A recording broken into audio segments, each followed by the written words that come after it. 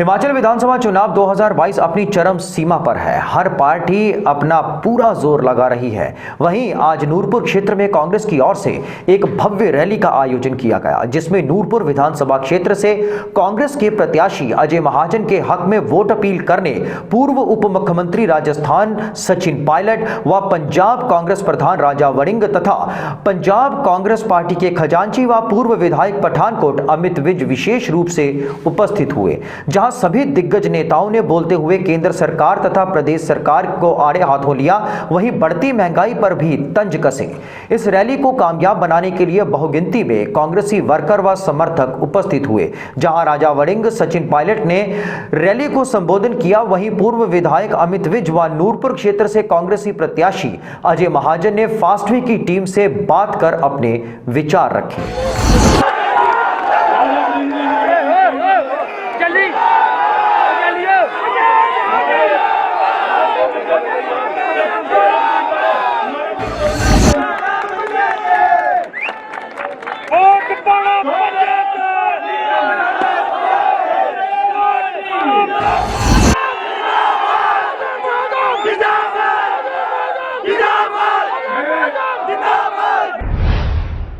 नमस्कार दर्शकों, मैं हूं सतेंद्र सिंह मीरथल और आप देख रहे हैं फास्ट वी न्यूज़ पठानकोट। जी हां, हिमाचल विधानसभा 2022 का जो है चुनावी बिगुल बज चुका है, रणभेरी बज चुकी है। इलेक्शन जो है वो बहुत हॉट हो चुका है। बात करेंगे कांग्रेस पार्टी की, तो आज एक बहुत ही बड़ी रैली जो है नूरपुर क्षेत्र में जो है देखने को मिली, जहां पर कांग्रेस पार्टी के दिग्गज नेता, दिग्गज चेहरे सचिन पायलट, पंजाब कांग्रेस के प्रधान राजा वड़िंग जैसे चेहरे जो हैं वो देखने को मिले। बात सिर्फ इतनी थी कि वो चेहरे जो थे वो अजय महाजन को सपोर्ट करने के लिए आए थे। वही अजय महाजन हमारे साथ मौजूद हैं। बात करेंगे इनसे और जानेंगे कि किस तरह की रूपरेखा है, दिन कम है, कितना जोर जो है लग रहा है चुनाव में। सबसे पहले स्वागत है आप। धन्यवाद।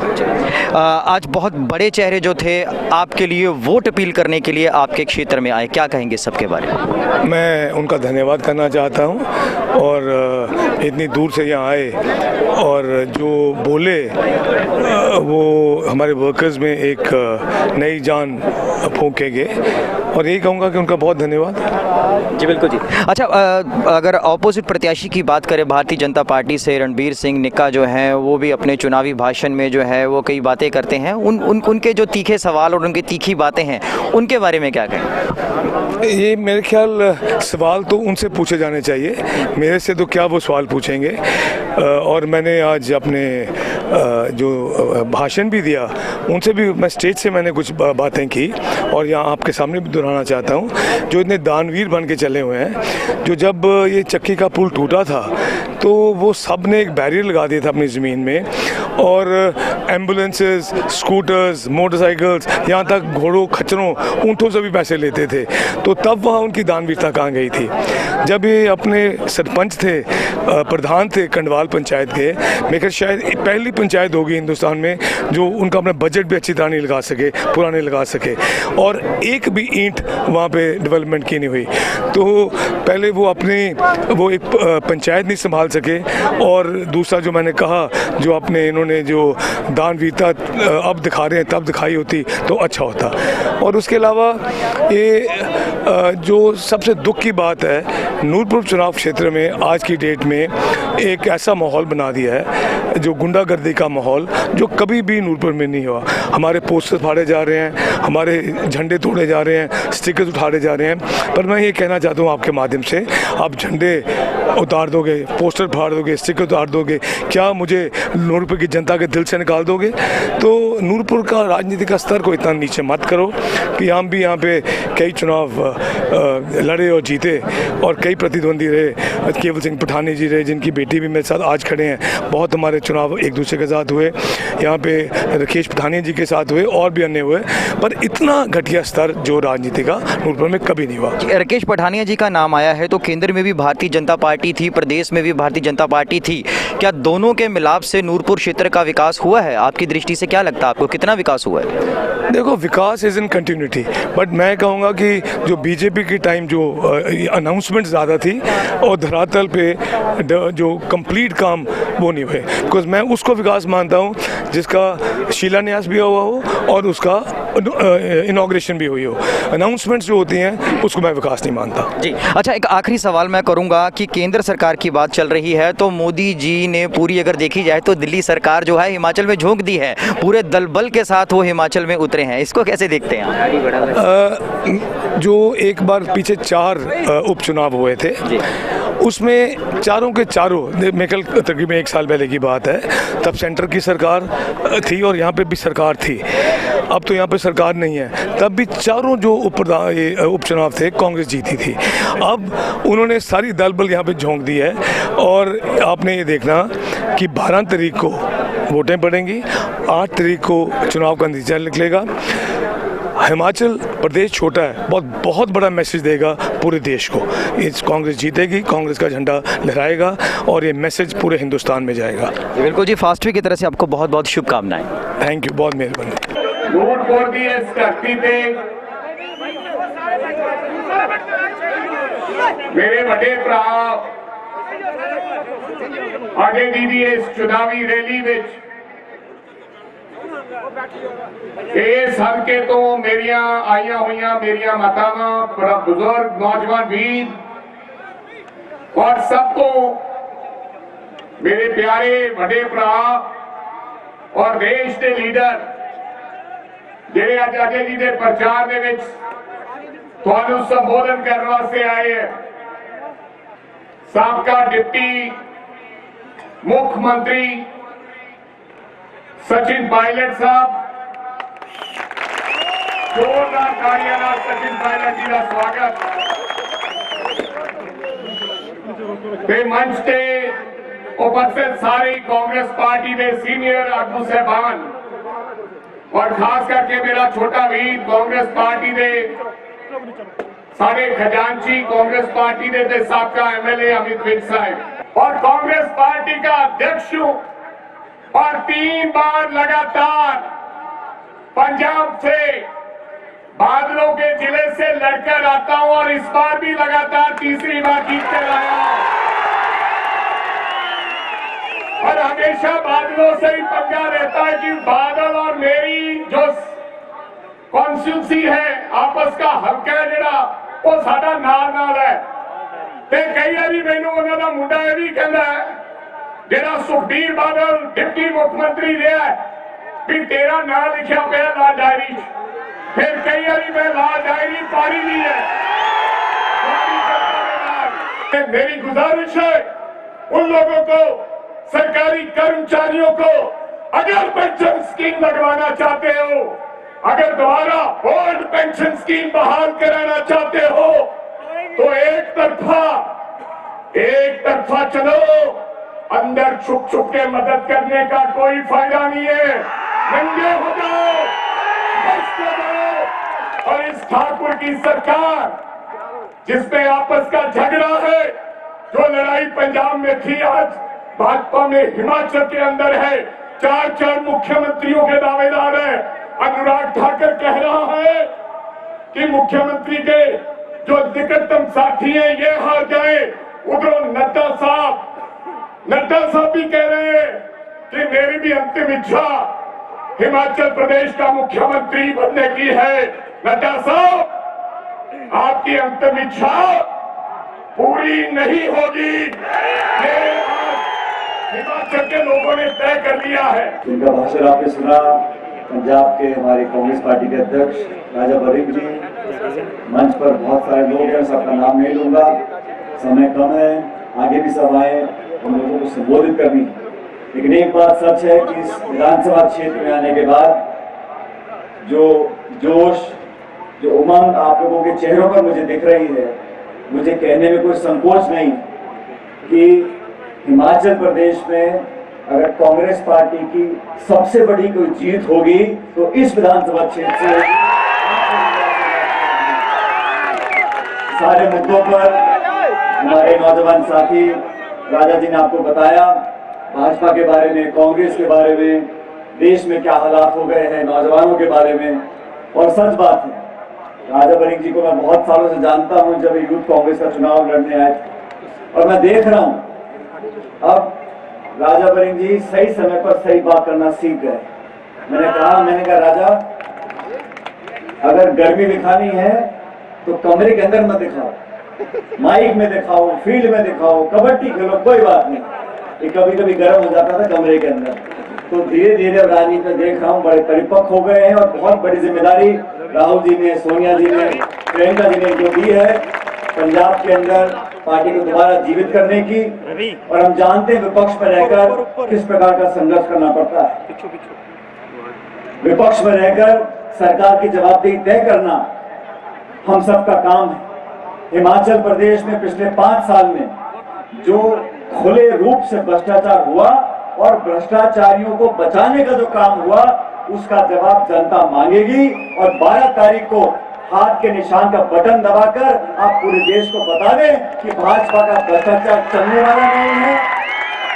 इस प्रदेश के अंदर लूट हुई है, बजरी की, रेत की, लेकिन मैं समझता हूं पूरे प्रदेश के अंदर कभी पेपर लीक हुआ है, कभी कमीशनखोरी हुई है और किसी पर कोई कार्रवाई नहीं हुई, क्योंकि भारतीय जनता पार्टी जानती है चुनाव के समय हिंदू की, मुसलमान की, मंदिर की, मस्जिद की, पाकिस्तान की बात करो, लोगों के जज्बातों के साथ खेलो और वोट बटोर लो। लेकिन काट की हांडी बार बार नहीं चलती। 8 साल से केंद्र में भाजपा की सरकार है, 5 साल से यहाँ भाजपा की सरकार हिमाचल प्रदेश में है। और अगर ठाकुर साहब की सरकार के काम पर लोग मोहर लगा रहे होते, 5 साल के शासन से जनता खुश होती, तो अपने आप इस प्रचार की जरूरत नहीं थी। आज रोज प्रधानमंत्री आ रहे हैं, गृह मंत्री आ रहे हैं, रक्षा मंत्री आ रहे हैं। छोटा सा राज्य है, लेकिन सारे लोग यहाँ पर खूब पैसा खर्च हो रहा है, संसाधन दिखाए जा रहे हैं, अखबार, बैनर, पोस्टर, झंडे, होर्डिंग, खरबों रुपया खर्च कर रहे हैं। अगर आपने काम किया होता, अपने वादे पूरे किए होते, तो आज जो बदलाव की हवा पूरे हिमाचल में है वो हमें देखने को नहीं मिलती। जिस जिले में हम जाते हैं, जिस कॉन्स्टिट्यूंसी में मैं गया हूँ, वहां पर लोग कह रहे हैं बल्कि उल्टा हो रहा है। कल प्रधानमंत्री जी ने कहा व्यक्ति मत देखो, फूल देख के वोट डाल दो। उनको ये क्यों कहना पड़ा? क्योंकि जिन व्यक्तियों को टिकट दिए भारतीय जनता पार्टी ने, उनके वर्तमान के विधायक, उनके मंत्री, उन्होंने भ्रष्टाचार कर लोगों का शोषण किया है। अब जनता बदला चाहती है, वो उल्टा रहा है। हिमाचल प्रदेश में लोग व्यक्ति को नहीं देख रहे, कांग्रेस के हाथ को देख रहे हैं। इसलिए प्रचंड बहुमत के साथ हिमाचल प्रदेश में सरकार हमारी बनने जा रही है। और महाजन साहब के पिताजी, इनका पूरा परिवार इस क्षेत्र के प्रति समर्पित रहा और ईमानदारी से आपके बीच में सेवा करी है। तभी आज जो माहौल हम देख रहे हैं, इतनी बड़ी तादाद में आप लोग यहाँ मौजूद हैं, हमारी बात को सुन रहे हैं। ये इस बात का प्रतीक है कि 8 दिसंबर को जब मतगणना होगी तो हजारों वोटों से अजय भाई जीत कर जाएंगे और आपके नुमाइंदे बनकर शिमला में काम करेंगे। भारतीय जनता पार्टी की सरकार केंद्र में है, बहुत मनोरंजन भाषण देते हैं। आज देश में हमारी सेना का जो ढांचा है उसको खत्म करने का काम किया है।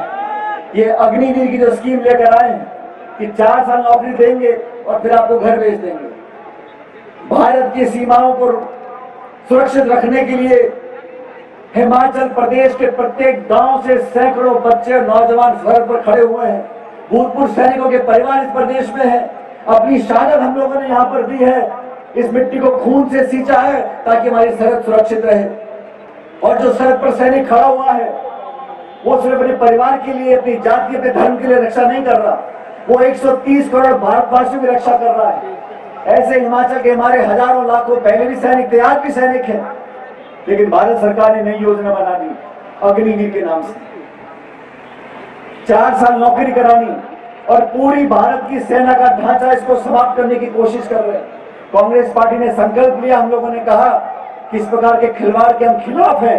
हमारी सरकार जब बनेगी केंद्र में, हम इसको रोक लगाएंगे। लेकिन हिमाचल के लोगों को बोलना चाहता हूं, आपकी पेंशन हो, महिलाओं को 1500 रुपए का भत्ता प्रति महीने का हो, 300 यूनिट बिजली फ्री देनी हो, ये सारी बातें कांग्रेस पार्टी ने कही है।